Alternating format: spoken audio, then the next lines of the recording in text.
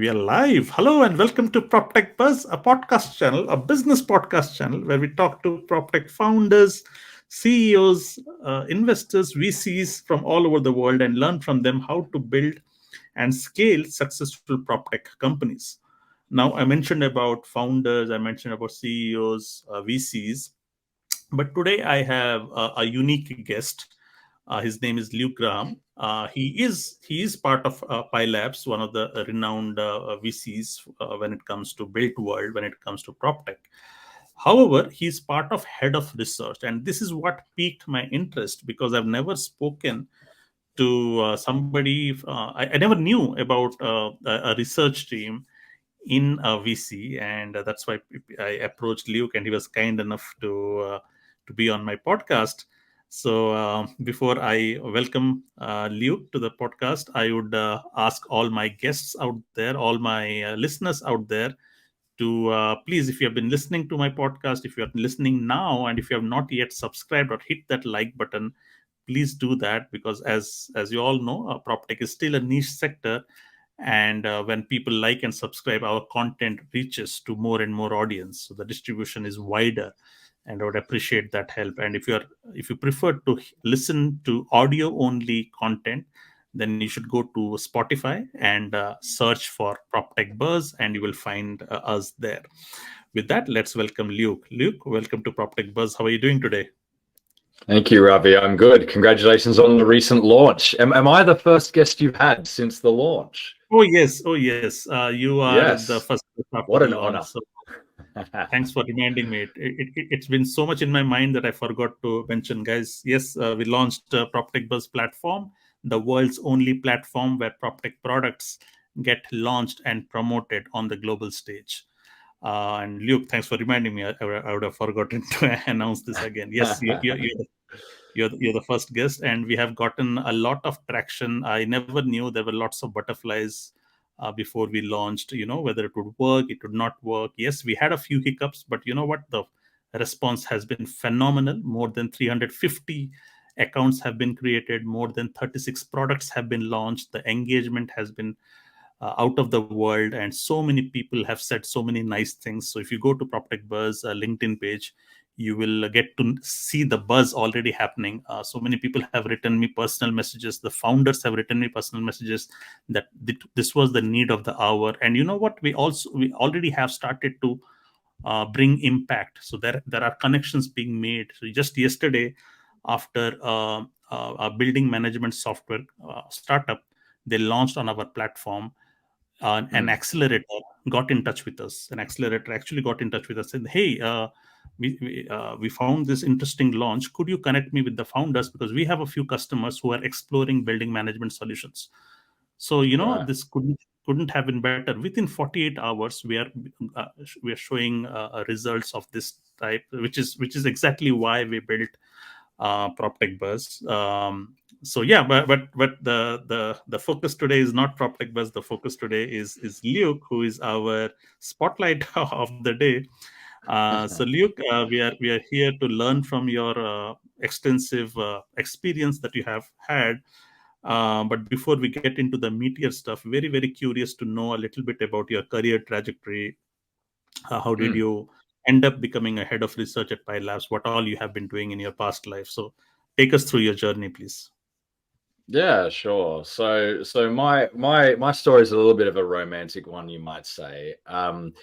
I grew up in a family where my parents worked very very hard, hard enough for me to look at my father in particular and say, I don't want to have to work that hard. How do I go about not working that hard? And he said to me, if you don't want to be away all the time working, you need to own and rent out real estate. And so from a very young age, I kind of had real estate in my mind. In Australia, if people can't tell the accent, that's where it's from. Real estate is very much seen as a vehicle for social mobility, as it is in countries like the US and perhaps to a lesser extent, but still not unremarkably in the UK. And so I started, you would say, doing my own research while I was in the Australian Defence Force and educating myself. And that became formal. Studied real estate economics, real estate valuation for my undergrad at university. and entered the real estate investment world first. And my temperament seemed to be a bit more innovation and what you might call revolutionary oriented. So it was quite natural that that quite quickly led into the innovation space in the world of real estate. About 4 or 5 years ago now, I think it was, I started my relationship with the University of Oxford here in the UK, and started researching a lot of issues impacting the asset class and some of the major changes that needed to take place. And about 2.5 years ago now, I think it was, I started my relationship with Pi Labs, and now head up the research here at Pi Labs. What does head of research entail in a VC firm? Is it a natural thing that VCs have a research division within their organization? Yeah, so that's a good question, and and the way that I put it is that my role isn't necessarily the most conventional role in the world of VC, or even PropTech VC, specifically in the built world more broadly. So Pi Labs was founded back in 2015, and relatively quickly, our CEO Faisal Butt made the decision that we wanted to add a lot of strategic value to our limited partners, and one of the ways of doing that was to make sure that when we were making our investments, some VCs, not all, but some VCs are criticized for not engaging in very thorough due diligence, right? So on one hand, one initiative at Pi Labs was to be very thorough in due diligence. So the members of our investment team, headed up by Hugo Silva, a colleague of mine, very thorough due diligence, a lot of work there. And I tend to help a bit on the sidelines with that, but also adding strategic value on what you might refer to as macro trends, major issues influencing the asset class and the built world more broadly, which is kind of why the research function, entered Pi Labs quite early. And the way that we put it at Pi Labs is that we invest in what we research, and we research what we invest in. And so there's this symbiotic relationship between myself and the research team at Pi Labs and what might be more familiar in the venture capital world, which is this investment team of ours, the people who are actually dealing with the startups on a day-to-day basis on that coalface, doing due diligence, interviewing, managing the portfolio, things like that. Got it. And is this something that is common? I had Nima on my podcast as well. He's also a principal in his VC, and he writes a lot of research work. But he's a principal. But I guess he does research anyways as part of his work. What you are saying is you have a dedicated research wing, and I think you provide your research to your principals as well. So is it very common to have a research wing, or it is something that is unique to Pi Labs? So others that we've seen, so I do collaborate with some other researchers like in the broader venture capital ecosystem. And I guess that there's always a trade-off as to the amount, say, that a venture capitalist invests in their research function. So like on one end, you would say there is absolutely zero research, and they just are playing a numbers game, right? Some people deploy that strategy and just, hope for 1 or 2 strong performers in their portfolio. Don't have the time, perhaps their limited partners are comfortable with that. Then on the other extreme, you would have a very heavily set up and robust research department. And in the middle, you have a whole bunch of like little bus stations, you might say, where people get off. And so some examples, some VCs hire a junior, maybe second or third job, entry-level researcher. They might be an analyst or associate level researcher. Their job is to, do a lot of support work, write up thought leadership pieces, things like that. But then if you go a little bit further, I've been in the real estate research game for comfortably over a decade now, through academia, private industry, those sorts of things. And that's my dedicated sole focus. And so, yeah, I'd say Pi Labs is probably on the other extreme of being, very heavily focused on providing and facilitating that research. So, yeah, it does just vary from one to the other. Ours is probably less common. Our thoroughness is a less common. You don't see it very often, but yeah. So if you have a dedicated research team, so your level of due diligence goes up, isn't it? So does it translate to good investments, good ROI, and eventually good business for you? Is that how it is? Is it a good practice? Yeah, so the fun thing, I guess the fun thing of my role off the back of that question is that I'm, deeply involved with every part of the business, right? At Hmm. Pi Labs, and so your question speaks to our investment team, so involvement with our investment team, due diligence. So providing, like just earlier this morning, as an example, I was bringing in connections from previous research to help with due diligence on a particular startup we're looking at, and say in certain circumstances where there are important, again, macro trends, major themes that we need to understand more about more intimately, then it's my role to spend, say, a month, a couple of months, or even just a week or two to do a really deep dive on that theme. And so we're not kind of learning as we go. We kind of have that foundation of knowledge before we start investing in something. And so a good example of that, one of our more recent papers was on fractional ownership of real estate and Hmm. other assets, other real assets. And so, very heavily discussed topic, lots of kind of, if you want to call it, fake news about what works, what doesn't, all those sorts of things.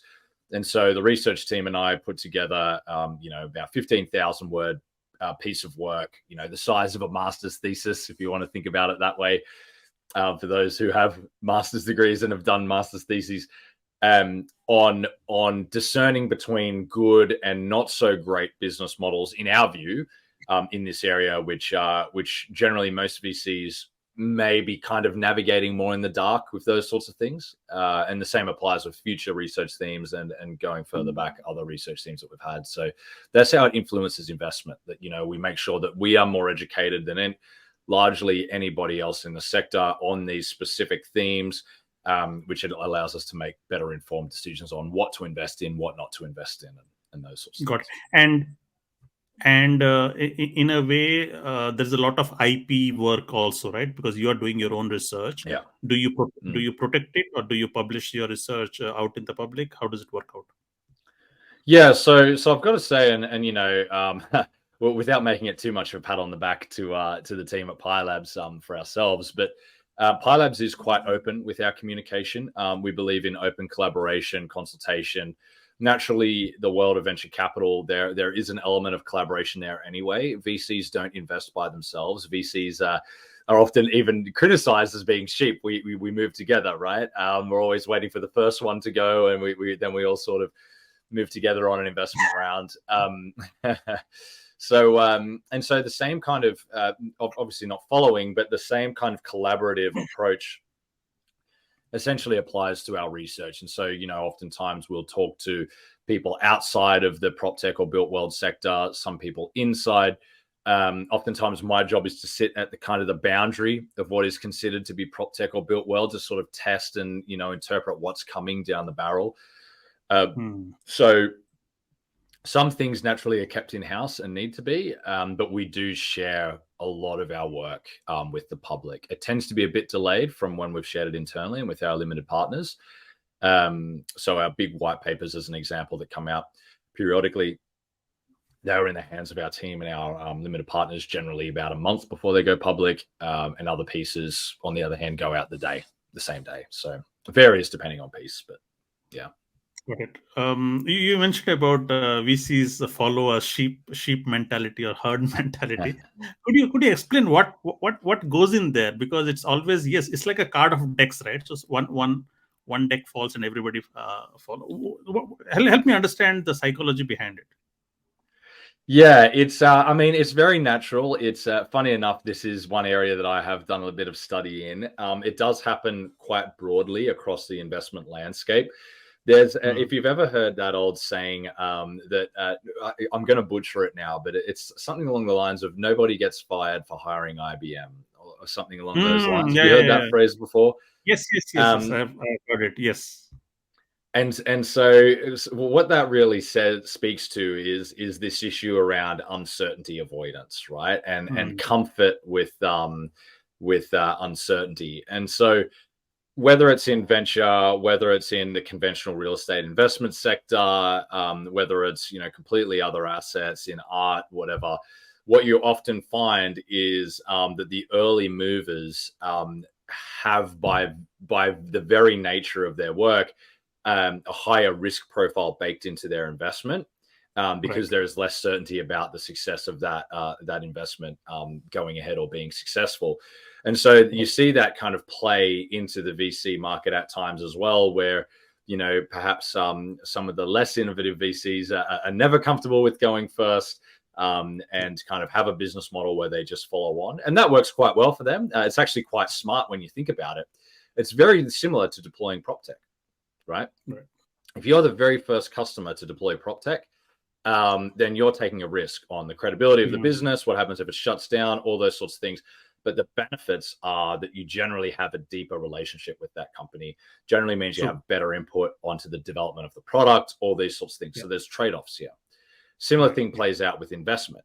So if you're the first mover, generally you get to set terms, all those sorts of things. And so it's kind of, the brave will out kind of system.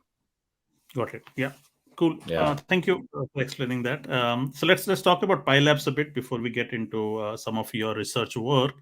So I've heard of Faisal Bhatt. He is quite renowned in the industry. Help us understand what is PyLabs' focus. So you said it has been in existence since 2015, but what's the philosophy? What's the focus? Tell us a bit about the culture of PyLabs. Yeah, so back in 2015, PropTech was, barely a phrase. There are lots of debates, which I think is quite fun, about who actually coined that term. If you talk to those who believe they originated it, it gets the debate gets quite fierce. But a lot of people who believe it originated it just here in London, which is a nice little anecdote, if that actually is the case. So PyLabs back in 2015, what did the PropTech ecosystem look like back then? Particularly in venture, it barely existed. So PyLabs was certainly the first in Europe, and depending on exact founding dates and investment themes from certain VCs over in the US, arguably either the first or among the first on the planet. And this really came off the back of the PropTech, what my co-author and Oxford professor Andrew Baum often refers to as the PropTech 2.0 wave, and seeing online listing platforms and all those sorts, and so we've got Zoopla, Zillow, and realestate.com.au, and all of these types of platforms that really sort of brought this idea of technology and real estate to the consumer, right? And so that was that era. At the time, very little venture was being quantified to be invested into the real estate technology, construction technology, and other technology in the built world. And what we then saw since 2015 up to now is an increasing level of sophistication, a broadening of the, mandate of property technology. And so we've seen people look at things like mobility technology, things like quality of life in cities, integration with fintech in some ways. Things like housing affordability are relevant there. And, tackling, of course, some of the major issues that the sector now faces with things like biodiversity loss, things like carbon emissions, greenhouse gas emissions, and all those sorts of things. So when it comes to the culture of PyLabs, to your other question, we've got a fantastic team, approaching 20 now from memory. I always just say 20 because it's hard to keep count. Which is quite large for an early stage VC. Remember, we invest in the early embryonic companies, disrupting the way we interact with the built environment, and we have a whole mix of different people. So, I've told you that my background was from the real estate sector, and had my education in that world as well. I've got colleagues who you might refer to them as outsiders. And they come in, and the great thing about them is that they don't have that sort of embedded industry knowledge that kind of, on the negative side, can keep the business as usual moving forward. And so they can tend to ask some of those more uncomfortable questions about, well, this isn't how it works in consumer technology, or this isn't how it works in climate technology, or whatever it happens to be. So we've got a great mix of people, and therefore a really cool, diverse culture. Excellent. Cool. So anything on your preferences, on your investment philosophy? What kind of, you mentioned about early stage, but because again, PropTech is huge, right? So PropTech or urban tech is huge. So any preferred subsectors into that? Yeah, so it's a good point. So yeah, early stage is the natural space for us, and we've definitely got people with knowledge and experience in later stage, but we tend to focus on earlier companies. So pre-seed, seed, Series A type companies is where the predominant of our focus is, and the way that we frame our mandate is not so much specifically prop tech, which kind of has a whole bunch of connotations around it over time, as the sector is become increasingly refined and sophisticated, but also broadly sort of built world technology. And so what that means is that we integrate the whole life cycle, not just in the real estate sector, but in the way that we interact with our cities, the built world. So things like mobility is relevant to us, the future of logistics, how we work. So the future of work, one example of this, which doesn't seem directly relevant to, say, the core real estate sector, would be an investment in a company called Flown. So Flown was a future of work startup around, productively working in an environment like you or I are in right now, when we're sitting by ourselves and those sorts of things. That does have flow-on effects to the way that we utilize commercial spaces. We've done work with retail real estate, all those sorts of things. So, we generally we do have that sector focus. We do have that strength in the built world, and we try to, maintain sticking with that. Got it. And I'm asking a lot of questions here. That's your Because job. usually VCs have their own investment philosophy. Do you have a philosophy for you to invest? Like, what kind of founders are you looking for? What kind of companies do you back and stuff like that?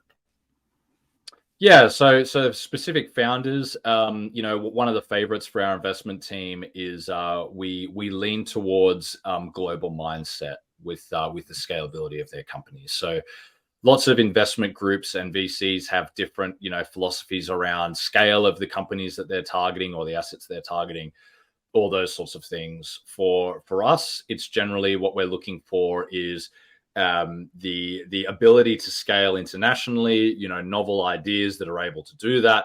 Europe is a fantastic breeding ground for that by virtue of the design of the continent. So, lots of countries, most of which are united under the EU, right? And so a very interesting thing then about the founders that we back when we're investing in Europe is that these entrepreneurs generally have to be thinking internationally from day one, right?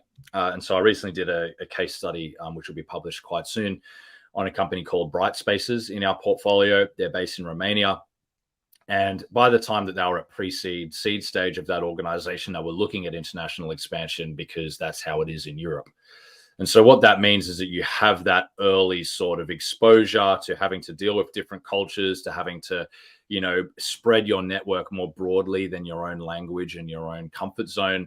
And we see that really playing out well for European entrepreneurs. So that works out for us in our sort of home base of Europe. But of course, we also invest internationally as well. We've made investments in the US, we've made investments in the Middle East, we've made investments in APAC and South America even as well, and Canada. So we've invested quite broadly. But to answer your question on that philosophy, one of the key points I would kind of bring back to is that that global mindset and that opportunity around scalability that brings.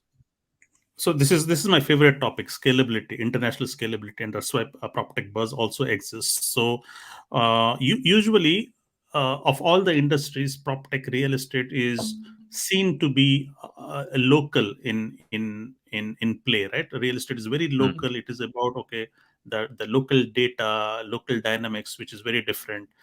And then there is this mindset that PropTech needs to be global, right? So help us understand this dichotomy between real estate being local and the technology being global, and give us some examples. Do you see that more? Are you able to see more and more successful companies that are able to scale while operating in real estate? Yeah, it's a good point, and real estate is a hyper local asset class, right?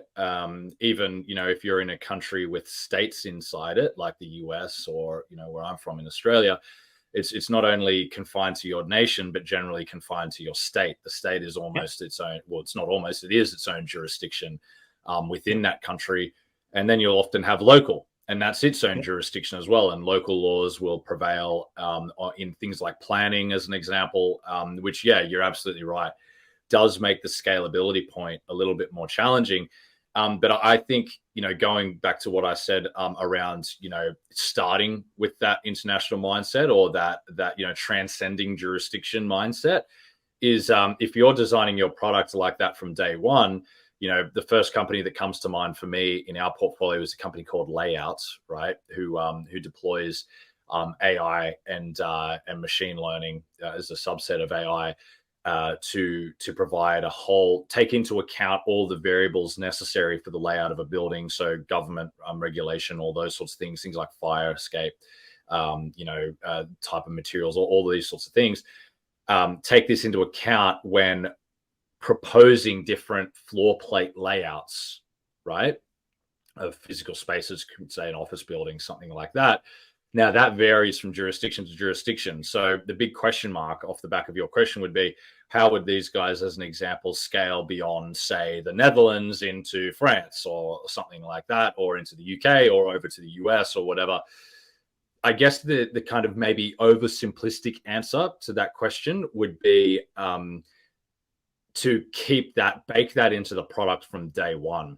Don't over specialize in a specific market. If you have ambitions to scale globally, you need to make sure you're deploying systems and processes from day one. And, in my own entrepreneurial journey, this is something that I had to take into account, with the company I started in my mid-20s back in Australia.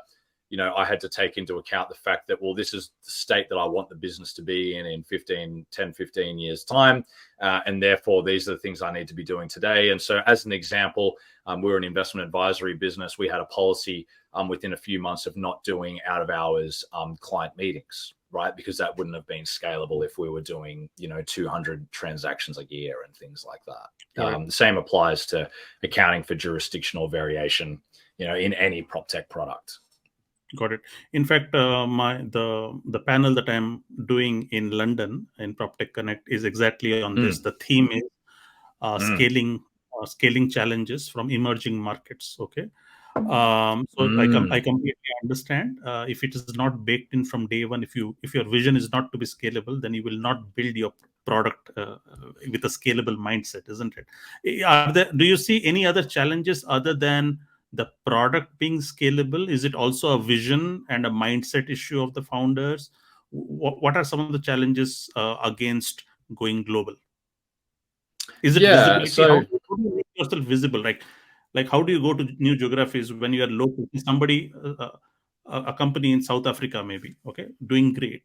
How can they make themselves visible across the globe? Yeah, so this one's tough. I mean, like a good example of a way to do it is exactly what you and I are doing right now, right? So you're sitting in Munich right now. You told me before this recording started. I'm sitting in London, so we're transcending jurisdictions right now in this conversation. We're comparing notes, all those sorts of things. It's tough. I was born and raised in an Anglophone country that was built on English law, right? And I still found it challenging in many ways to transcend those boundaries, those borders. When I arrived in the UK, there are a lot of assumptions about Australia as a jurisdiction, the quality of labor coming from Australia, all those sorts of things. It can be really tough. I think, it's one thing that might be easier to say than do is to say something like, you just have to transcend that and those sorts of things. But I think at the end of the day, Yeah, how would I frame this? I think perhaps it is being aware of what your expansion plans look like, whether it's career or entrepreneurially with a business, and learning the language of where you're targeting before you start, I won't use the word attacking, but start focusing on that space. And so, Right. say as an example, if it's a South Africa-based company, I imagine they may face similar sort of assumptions that people made about Australia. And therefore, it's about making sure that the product is refined and sophisticated to a level where, those assumptions are undeniably overcome. That might mean that you might have to be quite a bit better than a local product, right? You can't just be just as good as a local product. You might have to be quite a bit better.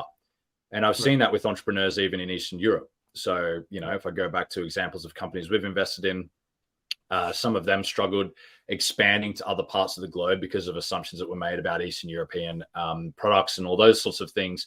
And so, I think, I'd hate to think that biases play too big of a role in this. But I think sometimes being underestimated can actually be an advantage. And so for emerging markets entrepreneurs, one thing I would say is certainly never allow that to get in the way. I would say use that to your advantage and blow them away with your excellence. Got it. How do you win contracts from big players when there is so one of the challenges that I have seen, people often, I've spoken to over 100 founders, right? And they often say that it's PropTech is still not a level playing field. Not just PropTech. I would stretch this to any industry, right? So there are these big giants who have captured market share, and then there are these new, very interesting, very promising new startups trying to break into an industry, right? What are some of the things that you would advise your portfolio companies when they need to break in where there are already existing big players dominating a market? Yeah, so I guess one challenge for them in the beginning would be if they can't differentiate themselves from those big players, then they're probably going to really struggle to attain venture funding to begin with, because the established, they have no way of differentiating themselves really from the established player. But assuming that they do have ways to differentiate themselves, right? They're maybe a disruptive technology, they're a complementary technology, something like that. There are a few things that spring to mind when you say that. One, it goes back to the big sell around why it's beneficial for a company to be the first client of a tech startup, which is the level of service, the input you get, the knowledge transfer you get, all these sorts of things. And you know what? If they go well and you have a good enough relationship, they'll probably let you invest in them. And you've got a close enough relationship where you're able to follow that investment really closely. So there are a whole bunch of advantages that these founders could be sort of espousing to these companies. Now, what does that mean though? Because not everyone, that's not going to ring true for a lot of corporates, especially enterprise, right? So I've done a lot of research, myself and the research team at PyLabs have done a lot of research into PropTech deployment and innovation adoption. And there's this really familiar framework. You may have heard of it. It pops up in a lot of different university degrees and different areas. It's called Rogers Innovation Adoption Life Cycle. And so at one end, you have innovators and early adopters. On the other hand, you have laggards, right? Could you repeat that?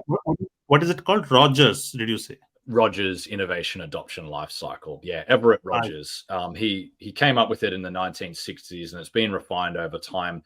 There's another book, I've forgotten the author off the top of my head now, who did a follow-on to that. It was called The Chasm, which is jumping that gap between early adopters and early majority. And that's essentially crossing the chasm. Yeah.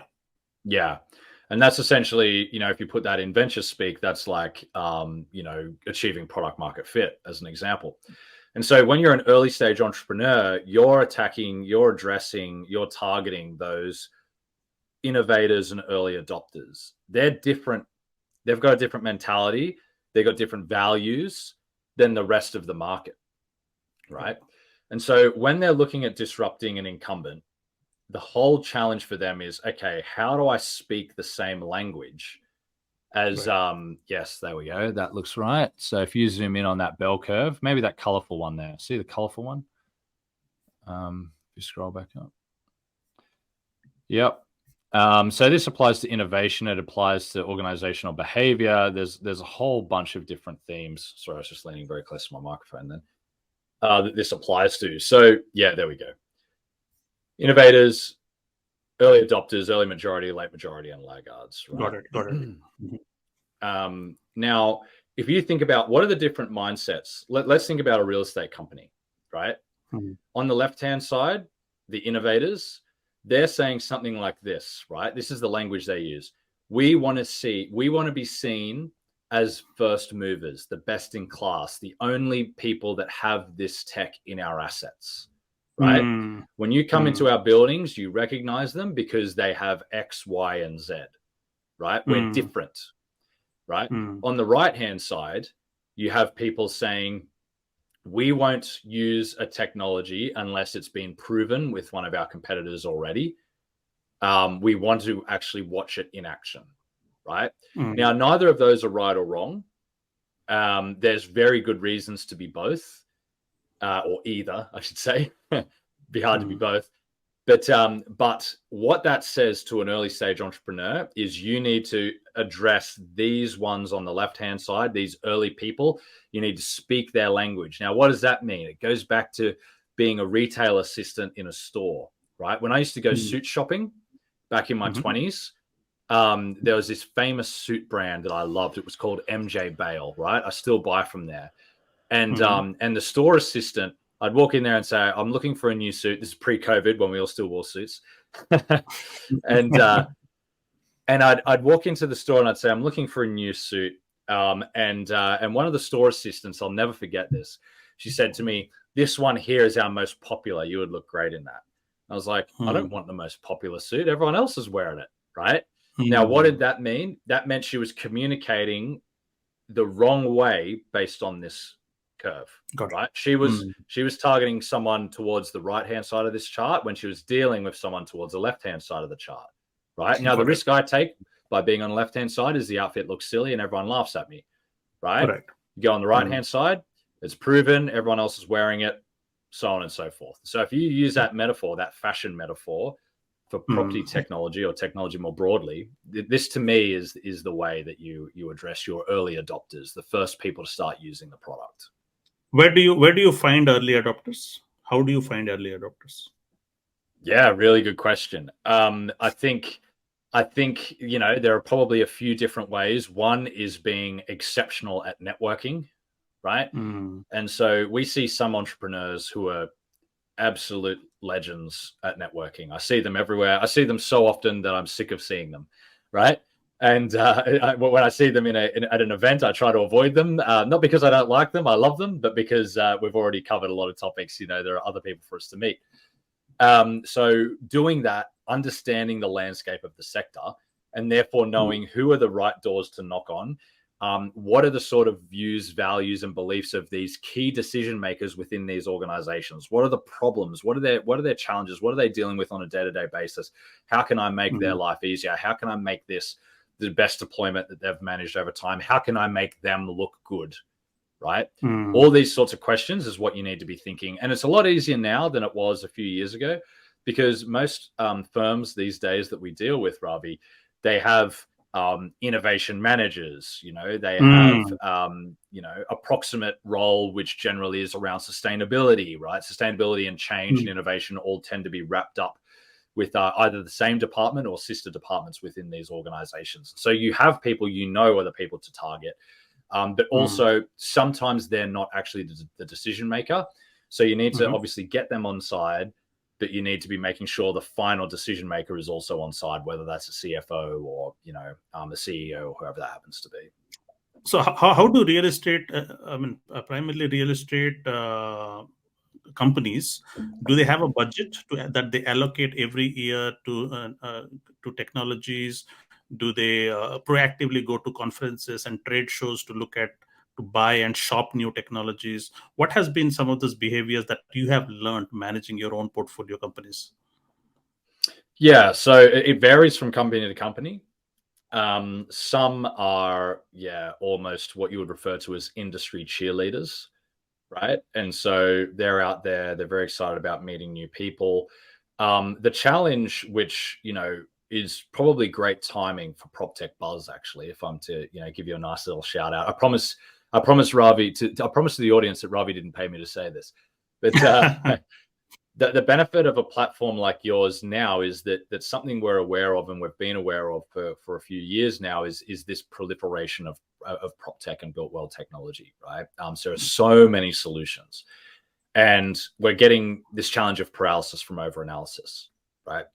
So these people in these organizations, they're dealing with, like, say, a new startup reaching out to them every day. How do you differentiate between them? Which ones are the good ones? Which ones are the not so good ones? Venture funding is one. I'm not saying it's perfect, and I'm not saying it's the best, but venture funding is one sort of factor that I know a lot of people account for when they're determining whether these are good or not, because they know that we've already done the labor, right? I imagine that is probably going to be a big part of PropTechBuzz's value add into the future is, okay, well, what unique value add does this platform actually deliver to its customers? Where are the tangible benefits, all those sorts of things. Yes, there are budgets for deploying tech. You're seeing that increasingly now. So these tech deployment teams say they'll have a quota of, we want to see, I've spoken to some whose rule is every new project of theirs compulsorily has to have one new pilot every time, right? So, if you are aware of those organizations as a founder, you will know that they have that quota. How do you differentiate yourself from the competition? What sort of tangible benefits can you deliver? How can it be measured, right? Others, not necessarily a quota per project, that say they'll be told, you have an average of one per month, so 12 a year of deployments to achieve, or tech adoptions to achieve within our organization to justify your role as innovation manager in the organization. So a whole bunch of different ways that they go about it. One challenge for entrepreneurs, and I've had this conversation quite a few times recently with real estate firms, is that sometimes there's a bit of a lag, especially if you're talking about construction tech. So if you want to deploy construction tech into a construction project, if that contract has already been written up, a construction project may be 5 years, maybe 1 year, maybe 10 years, whatever, if it's master plan development. If the contract has already been written up, it's really hard retrospectively to then include a new tech product there on behalf of the client. So then it's a matter of choosing who the right decision maker is in that construction project to be able to borrow your way in there, despite the fact that the contract has already been written. So many factors obviously at play. Excellent, Luke. I think those were fantastic lessons there. Lots of learning from the stories of global scalability. What would be also useful is to learn a few examples, real examples from your portfolio companies in Pi Labs. I'm sure there are a few who have achieved global success. Do you want to talk about a couple of them so that our listeners would benefit from those examples? Yeah, sure. So I mean, one caveat to it is naturally with us as an early stage investor, some of majority of our companies are still in the earlier stages, but conveniently with what I was saying about European startups and to a certain extent startups that were founded in other regions as well. What we have seen is a few of them, making international expansion, very much part of their early stage plans. So conveniently, at the moment, I've been working on a case study for one of our portfolio companies, Bright Spaces. So they do 3D visualization of both built and unbuilt spaces, digital twins, oftentimes they're referred to as. And so Bright Spaces, based in Romania, they've quite quickly ended up expanding to other countries around Europe. One of their first clients was actually in the UK. They were founded in 2019, so say about 4 years old. And they're now in their pipeline looking at a couple of extra continents expanding into, as well as I think 8 new countries. So in total, then something around 11 countries in the what would it be? No, in the teens of countries, in the first few years of operation. So again, some of the challenges to be mindful of there, intercultural challenges, things around, say, how different regulations and different norms in real estate sectors in each country affect, the opportunities for that organization. And another example, I think, would be Contilio. So funny enough, I've chosen two three-dimensional type companies. Contilio is a construction tech, again, founded here in Europe, but now working in projects in the Middle East and continuing their global expansion as well. So yeah, certainly a growing number of examples for us of companies not just spreading across Europe but going internationally.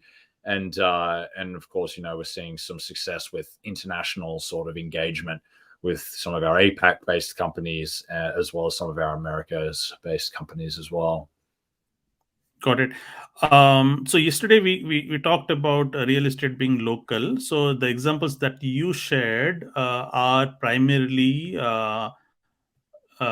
geo neutral, isn't it? Because also it also helps to have a business which does not have to be constrained by the local dynamics. So something like construction tech. Would you say construction tech is closely tied to local dynamics, or construction tech globally is the same?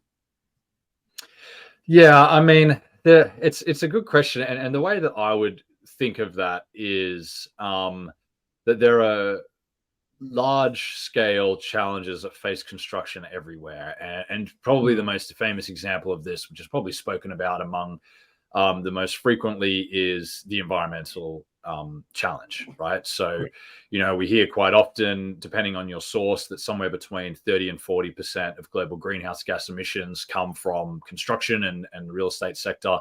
A large part of that is concrete. I remember seeing one source that 10% of global GHG emissions is just from concrete alone, right? And so that applies anywhere that you are.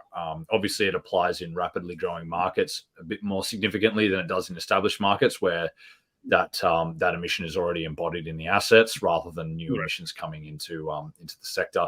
But then you do have those niches, like we were speaking about before. You do have industry niche, regional niches, things like regulation around, even if it's a design of building or construction practices, occupational health and safety, all these sorts of things. We have one startup called Konzai. They deploy computer vision to monitor safety on site and use of materials and use of assets on the site. And that will naturally vary from one region to the other on what's considered to be safe, what's considered to be the appropriate practice on site, and even what type of materials are laying underneath the site, what sort of sheetrock is there. All those sorts of things come into play, I guess, in some way, shape, or form. But to your point, that there are sort of globally scalable points, and then sort of niches that you need to manage as you're expanding. Got it. Now let's shift gears to the theme of this conversation. I just got distracted. Not distracted. I got pulled into your wisdom, and then I threw all the questions that I wanted answers for. But the theme for this conversation was the research themes that you have worked on, right? So you have worked on research for ESG, for PropTech deployment, residential housing. So these are like gold mines for me. So let's pick a few of them and learn what is the kind of research that we have done. So you mentioned about ESG 2.0. You talked about PropTech deployment in 2023. That is something that I would pay to hear and learn. What is it that is different for 2023? And you also mentioned about residential housing issues for affordability, quality, and supply, and then the livable cities, quality of life, and so on. So let's begin with ESG 2.0. What is it about? I know about ESG, but what is it about 2.0 that you have researched? Yeah, so I have the privilege in my role to be pretty close to some very smart people, and in particular, this is relevant in the world of ESG. So, we at Pi Labs, we have an ESG venture partner by the name of Jimmy Gia, and his knowledge around ESG is second to none. We've also invested in companies, as you mentioned earlier in this podcast, very heavily leaning on ESG principles, some whose mission statement is directly relevant to ESG, and others who have a function that's, by not necessarily by design, but by consequence, has a massive ESG impact. And so one investment that we discussed just recently was OmniView, which is ideated by Dr. Mark Lepere out of King's College London, and his co-founders, from his research, and that Jimmy has been quite closely advising since they came into our world.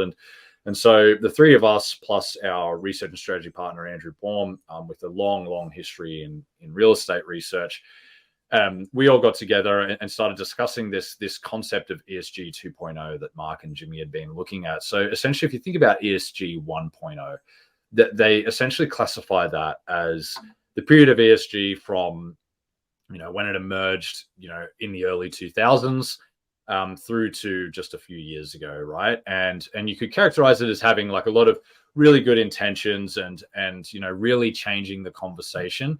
But at the end of the day, the big criticism of ESG that emerged over that era is this issue around a lack of comparability, a lack of measurement.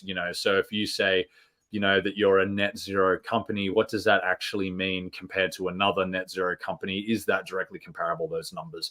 And essentially, if I'm to paraphrase Mark Lepere, really what we were facing was, a similar sort of challenge with ESG as accounting was facing back during the Great Depression, right? In the late 1920s, early 1930s. And what happened in the Great Depression was that all of these companies, their financial performance, the way that they were reporting it, the accounting standards weren't yet developed. And so, revenue or net profitability or something like that measured by one company didn't necessarily reflect the same information for the next company. And so ESG 2.0 is essentially this initiative towards consistency, comparability, measurability, adding a little bit more data integrity to that ESG conversation. And essentially, to simplify this in the most straightforward way, it is to prevent sustainability washing, to prevent greenwashing, all those sorts of things, right? And make tangible sort of improvements to the sustainability credentials of not just businesses, but real estate, all these sorts of things. So, I've got a paper coming out very soon on that. And we look at how it affects real estate value, affects, this issue of stranded assets in the real estate sector, all these sorts of things. So we go into a bit of depth there, but hopefully it's very valuable for the built world community. Excellent. So you are going to publish this publicly, right? Yeah, that's right. Yeah. Within the coming weeks. Yeah. Got it. Excellent. By say around September. Looking forward to that. The next one is on PropTech Deployment 2023. This is catching my fancy. What is it about 2023 that is different and that needs focus and education? Yeah, so we did our first volume of PropTech Deployment back in only 2022. Actually, we started it in 2021. And one thing that we noticed was, which, we've kind of in many ways validated by sampling the market. A big part of my work is having lengthy conversations with people, different stakeholders in the sector. And one thing that we were identifying was this kind of mental shift, say, in attitudes towards innovation during this economic shakedown, or whatever you want to call it, driven by many sort of global forces, versus what we saw during the coronavirus pandemic only a few years ago, right? So feedback that we were hearing from a lot of entrepreneurs when the COVID pandemic hit in early 2020 was that businesses then really, shut down their discretionary spending, right? So they stopped spending money too much on marketing, and generally innovation falls into that discretionary spending budget, right? And so we saw innovation take a little bit of a hit. Now, that's not always the case. We have examples of companies that actually benefited a lot from the coronavirus pandemic. The most famous example is Zoom, outside of the PropTech and built world ecosystem. And internally, things like, just comparable sorts of businesses on, I mentioned Brightspaces before, you can see a case study on them quite soon from us. But anyway, so we look at 2023, and we seem to see this shift in attitude around investment or spending in innovation and what that means during times of tighter finances for these businesses. And what we've noticed is this feedback from the sector that there's much more, there's much greater reception for these innovations than there has been in the past. And so what we are trying to do with this paper is not just present some case studies on how real estate firms and other companies have adopted technology and the process and the challenges and the benefits and all those sorts of things. It's not just about that, but it's about zooming back a few layers and saying, okay, how is the sector, how are attitudes changing in the sector? How is the sophistication of the sector changing with respect to technology, and what that means about the conversations that entrepreneurs need to be having with these firms?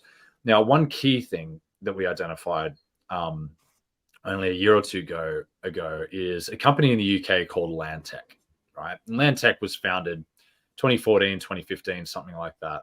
And when they were founded, they're essentially a data visualization platform for property developers and real estate professionals, right? And essentially, when they were founded, you could consider it to be like a competitive advantage to deploy them. They were a nice to have, and it was a nice showy piece of tech, for a real estate advisory firm or something like that.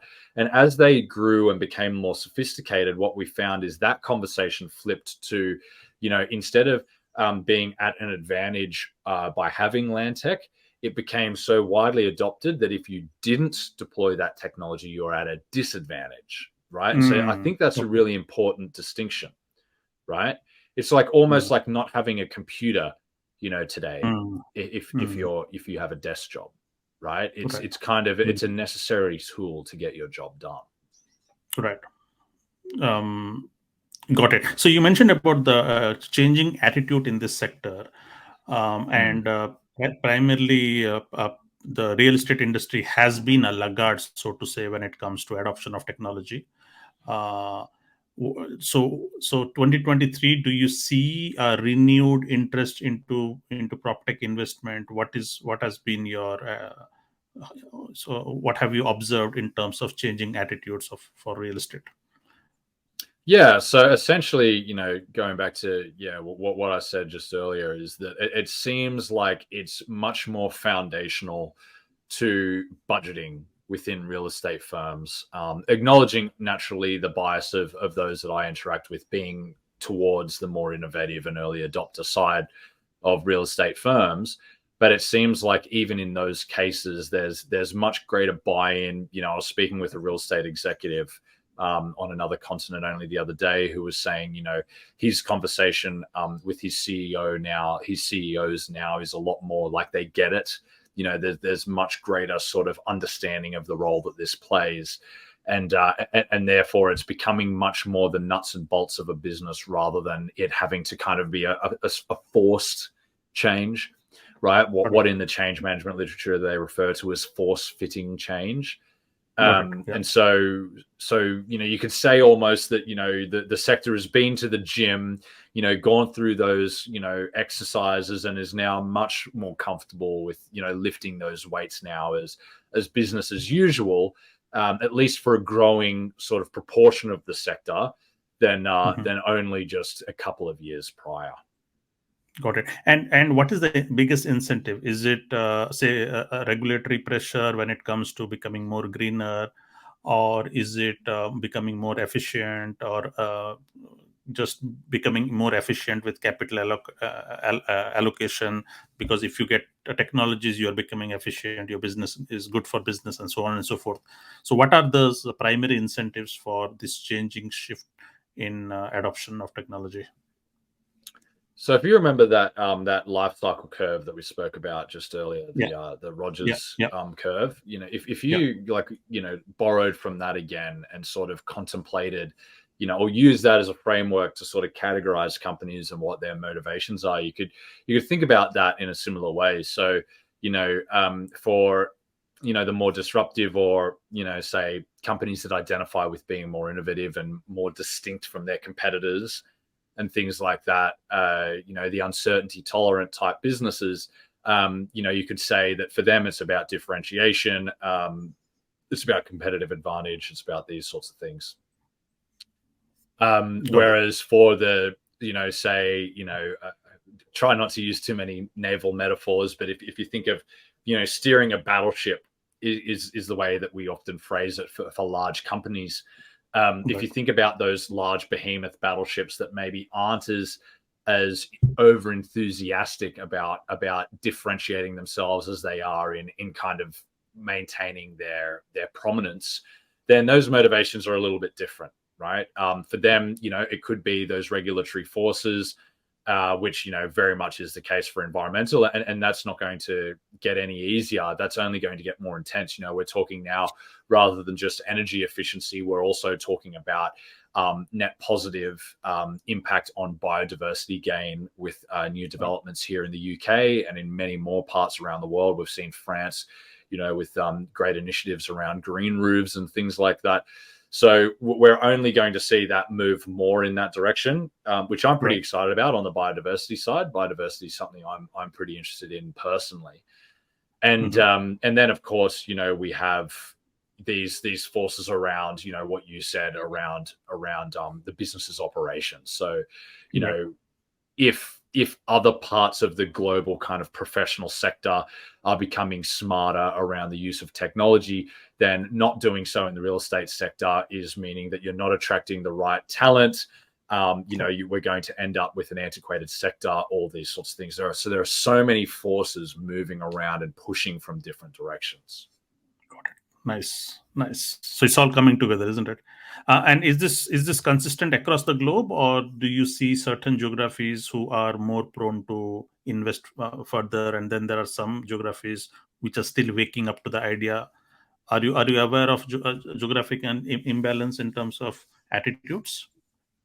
Yeah, so not comprehensively, but if you think about the regions that I've naturally had to pay attention to by virtue of my work and my experience, I would say the APAC region generally, although in parts of APAC, where I'm from, the Antipodeans, Australia, New Zealand, and that sort of area, Southeast Asia, many parts of that area, tend to actually be early adopters, but are kind of small enough to have kind of flown under the radar. So, there have been a lot of really interesting sort of governmental and corporate or commercial initiatives around innovation in my country of birth that we haven't yet seen in places, say, like the UK and other Anglophone markets.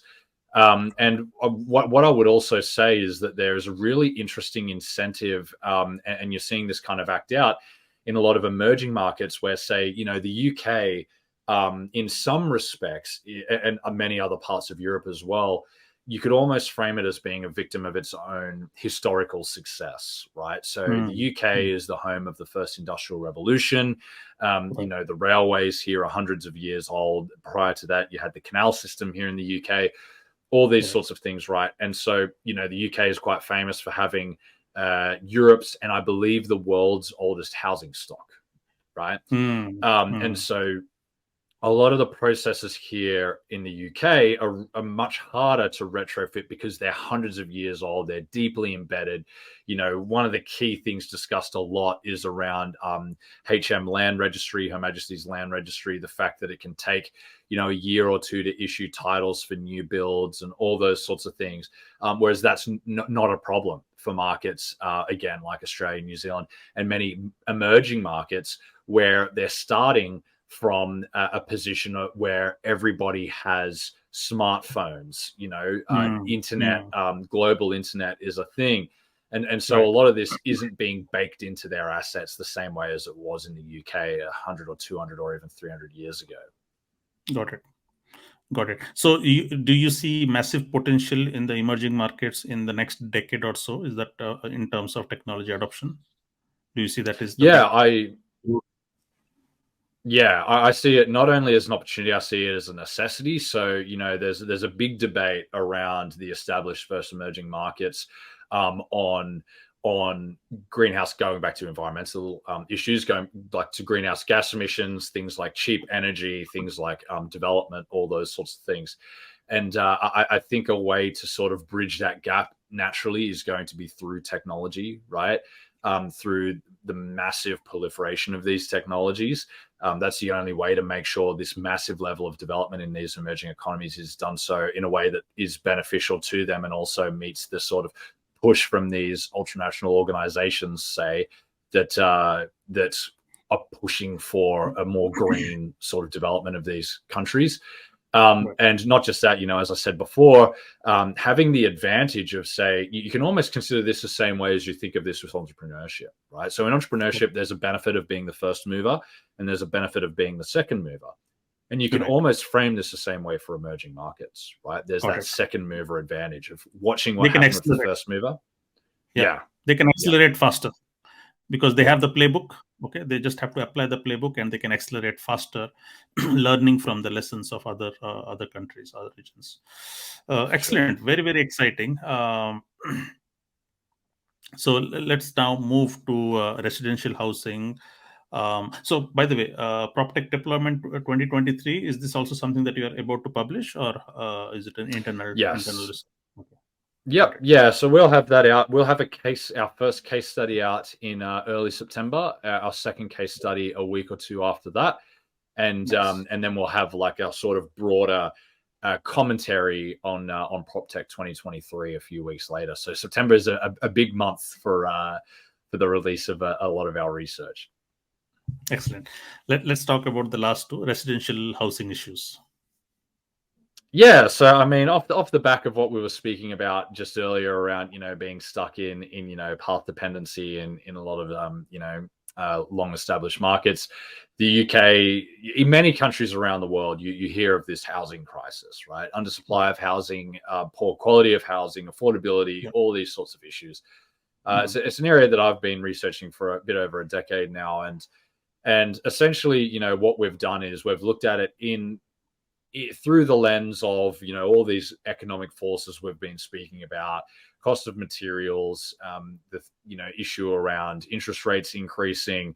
There's now factors around institutional investment in housing at a level that we weren't seeing a few years ago, and of course this issue around say bureaucracy and how that affects the supply of housing. So looking at all these factors, seeing how they affect different countries in different ways. And what constitutes, say, a housing crisis in one country versus how it'd be characterized in another. So yeah, quite a bit of work we've done there. You can see a bit of this already if you jump onto our website, have a look at the recent research we've done, published some thought leadership, if you want to call it that, through the Property Chronicle, which is an international publication. Yeah, excellent, nice. And the last one here is on livable cities. I think you did some research on the quality of life and so on and so forth. So shed some light there. Yeah, so that's an upcoming piece. It'll be a little while until that's fully baked, but essentially the objective of this is that we talk often or increasingly about this say real estate as a service sort of notion around, or the hotelization of buildings and things like that. Thinking of real estate more rather than just thinking of it as a shell that you then offer to an occupier or a tenant. Thinking about the experience that they have in there, how you can make quality of life inside those spaces greater. And naturally, a whole bunch of buildings combined with infrastructure and public spaces is a city, right? Or an urban space. It's a village, it's a town, whatever you want to call it. And so oftentimes the real estate sector is focused on its impact asset by asset. But this initiative of ours is looking at the whole, is looking at the whole living entity in combination, and seeing like how factors like quality of life, health, well-being, safety, security, employment opportunities, all these sorts of things all combine in these spaces, all influenced by by the way that our sector kind of builds individual spaces for people. So there's a massive mammoth task. We've seen cities have had a negative reputation. I love this sort of metaphor. I share it whenever I can. Cities have had a negative reputation since biblical times. If you jump into the Old Testament, the Torah, the Quran, and these Abrahamic scriptures, and you read into the way that they framed, characterized cities, they're generally framed quite negatively. You have Babel, you have or Babylon, you have Sodom, you have these places that were framed very poorly. They're the places of sin. You see it in metaphors everywhere. Batman, okay. you see like Batman was the hero from the countryside who saved Gotham City from itself, right? There are so many metaphors of cities needing to be saved from themselves that speak very deeply to the way that we view cities. Can technology influence that in a positive way? Got it. Nice. So what are some of the themes that are emerging out of livable cities? So is it about one of the conversations that I had, like post pandemic, the cities are expanding. Okay, so people are moving away from the center of the cities to suburbs. Okay, and as a result, the amenities are something that is people are making high demands on the quality of life. Okay, on the amenities and stuff, so on and so forth. So do you see certain themes that is pushing towards a change on how cities should be designed and lived in? Yeah, I mean, I guess like the role of technology in that question is quite diverse, right? So you can think of it insofar as, like we have an example from our portfolio, Green Pass.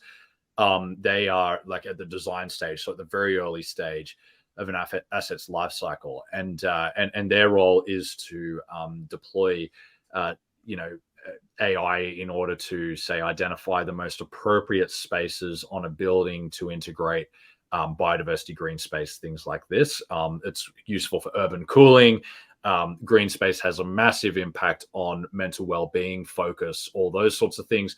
If there's enough of it, it has a big impact on air quality. All these things influence livability, right? That's at the design stage. Then the whole way across this spectrum on livability, you have the way that we live our lives, things like micro fulfillment. So, I've seen a massive boom, say, in the provision of goods with delivery drivers and the platformization of that.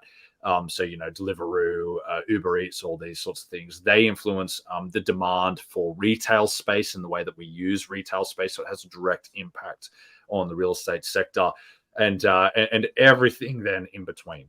Right. So, that massive spectrum, if you think about it in the asset's life cycle, that influences livability and the way that you can deploy technology there. Right. Community consultation. We have this company called Built ID. It's very active in the UK. The whole way through the life cycle. Excellent. Thank you. This is amazing. Well, this brings us to the end of a very, very insightful conversation with Luke. I was just telling Luke before the interview, because we did this interview in two parts, and in between, I told him that whatever Luke talks is insightful, because he comes with extensive knowledge. He spent so many years in this industry that everything that he speaks is of great value. So I could go in all directions and still not run out of questions. But thank you, Luke, for your patience to answer all my questions. And hopefully, when you have something more in the coming months, we could get you back again and you can share that again. Thank you so much for your time, Luke. Yeah, my pleasure. Thank you for having me, Ravi. All right. See you around. Bye-bye.